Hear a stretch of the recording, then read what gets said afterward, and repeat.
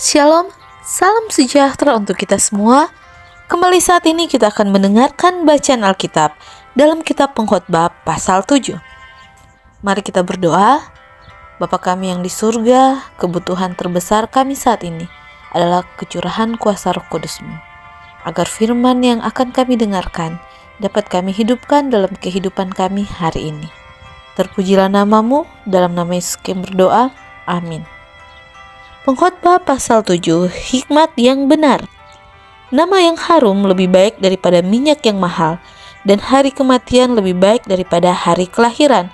Pergi ke rumah duka lebih baik daripada pergi ke rumah pesta, karena di rumah dukalah kesudahan setiap manusia. Hendaknya orang yang hidup memperhatikannya. Bersedih lebih baik daripada tertawa, karena muka muram membuat hati lega.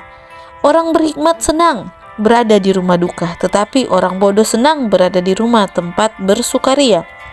Mendengar hardikan orang berhikmat lebih baik daripada mendengar nyanyian orang bodoh, karena seperti bunyi duri terbakar di bawah kuali, demikian tertawa orang bodoh.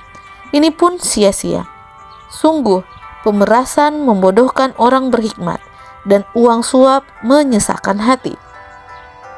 Akhir suatu hal lebih baik daripada awalnya. Panjang sabar lebih baik daripada tinggi hati. Janganlah lekas-lekas marah dalam hati, karena amarah menetap dalam dada orang bodoh.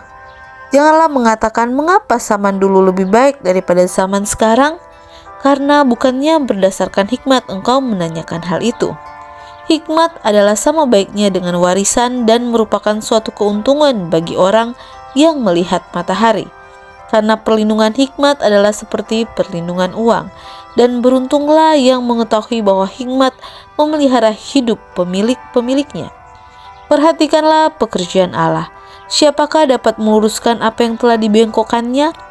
Pada hari mujur bergembiralah, tetapi pada hari malang ingatlah bahwa hari malang ini pun dijadikan Allah supaya juga hari mujur, supaya manusia tidak dapat menemukan suatu mengenai masa depannya. Dalam hidupku yang sia-sia, aku telah melihat segala hal ini. Ada orang saleh yang binasa karena kesalehannya. Ada orang fasik yang hidup lama dalam kejahatannya. Janganlah terlalu saleh, janganlah perilakumu terlalu berhikmat. Mengapa engkau akan membinasakan dirimu sendiri? Janganlah terlalu fasik, janganlah bodoh. Mengapa engkau mau mati sebelum waktunya? Adalah baik kalau engkau memegang yang satu dan juga tidak melepaskan yang lain, karena orang yang takut akan Allah luput dari kedua-duanya. Hikmat memberi kepada yang memilikinya lebih banyak kekuatan daripada 10 penguasa dalam kota. Sesungguhnya di bumi tidak ada orang yang saleh, yang berbuat baik dan tak pernah berbuat dosa. Juga janganlah memperhatikan segala perkataan yang diucapkan orang, supaya engkau tidak mendengar pelayanmu mengutuki engkau, karena hatimu tahu bahwa engkau juga telah kerap kali mengutuki orang lain. Pengejaran hikmat yang mengecewakan. Kesemuanya ini telah kuuji untuk mencapai hikmat. Kataku, aku hendak memperoleh hikmat, tetapi hikmat itu jauh daripadaku. Apa yang ada itu jauh dan dalam, sangat dalam, siapa yang dapat menemukannya? Aku tunjukkan perhatianku untuk memahami, menyelidiki, dan mencari hikmat dan kesimpulan, serta untuk mengetahui bahwa kefasikan itu kebodohan dan kebebalan itu kegilaan. Dan aku menemukan sesuatu yang lebih pahit daripada maut, perempuan yang adalah jala, yang hatinya adalah jerat, dan tangannya adalah belenggu. Orang yang dikenan Allah terhindar daripadanya, tetapi orang yang berdosa ditangkapnya. Lihatlah ini yang kudapati, kata pengkhotbah. Sementara menyatukan yang satu dengan yang lain untuk mendapat kesimpulan, yang masih kucari tetapi tidak kudapati. Kudapati seorang laki-laki di antara 1000, tetapi tidak kudapati seorang perempuan di antara mereka. Lihatlah, hanya ini yang kudapati, bahwa Allah telah menjadikan manusia yang jujur, tetapi mereka mencari banyak dalih. Demikianlah bacaan Alkitab kita tentang hikmat yang benar. Banyak pelajaran yang kita dapat melalui pasal 7 ini.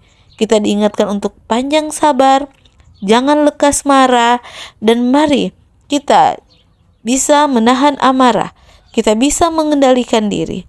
Datang kepada Tuhan hari ini dalam segala keterbatasan kita, dalam sifat-sifat kita yang perlu diubah. Datang kepada Kristus, bawa semuanya ke dalam tangan Kristus yang penuh kasih, sehingga kita bisa lebih sabar, lebih berhikmat.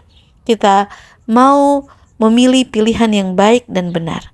Bahkan diajak kepada kita untuk ketika kita pergi ke rumah duka, kita akan belajar bagaimana hidup kita juga hanya sementara di atas dunia ini, sehingga yang terbaik yang dapat kita lakukan. Terpujilah nama Tuhan. Tuhan Yesus memberkati.